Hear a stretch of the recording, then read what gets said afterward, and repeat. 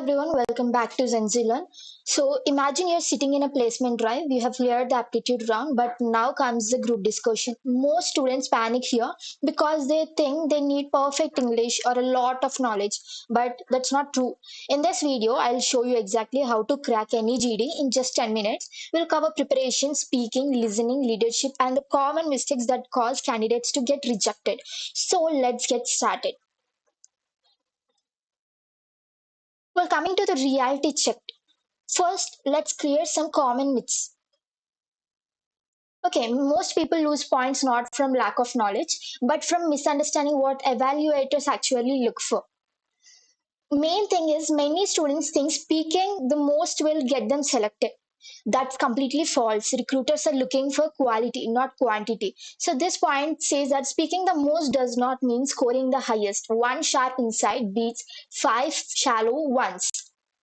And next one is another myth is that if you start the discussion, you'll automatically impress the panel. Starting first is great only if your points are meaningful.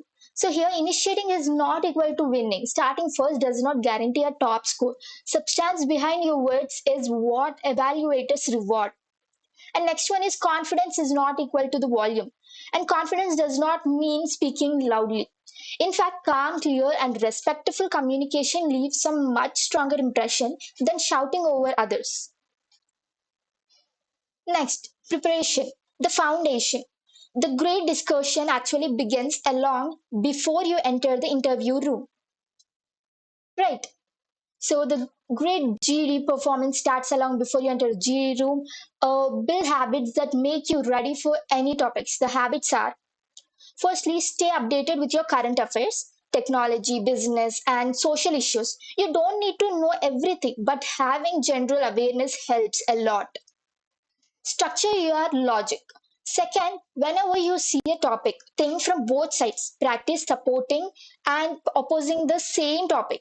This improves your critical thinking. Finally, practice speaking in front of a mirror or record yourself on your phone. The more you practice, the more confident you will become. And here, the art of listening, which is most important. Here's a secret that many candidates ignore. Listening is just important as speaking. If you don't listen carefully, your points may become irrelevant. So, active engagement is most important. Next one, decode the group. Observe the discussion, notice who's dominating, who's silent, and where you can add value. And next is name check participants. Also, if possible, refer to other respectively.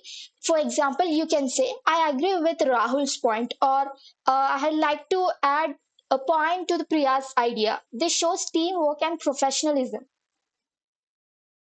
Delivering impactful contributions. Here, when it's your turn to speak, remember one simple quality over quantity. Instead of speaking 10 times with weak points, aim for 2 or 3 strong contributions. Okay, next, keep your explanations simple or concise. Avoid unnecessary, complicated vocabulary. Okay, next, maintain your tone. That means you need to calm your tone. Being assertive does not mean being aggressive. A confident and composed speaker always stands out. Next, we have navigating group dynamics. Sometimes group discussions go off topic. If you politely bring the discussion back to the main topic, the panel notices your leadership skills. Next, also don't treat the GD like a fight. It's a team activity, not a debate to defeat others. So that's why cooperate, don't compete. True leader emerges when you help the group move towards consensus, not when you dominate them. Accept criticism gracefully. If someone disagrees with you, don't argue emotionally. Accept different opinions respectfully and respond logically. This shows your maturity. The power of framing. Here, it's not just what you say it, how you say it. Support your opinions with examples, facts, or simple statistics whenever possible. This makes your argument more convenient.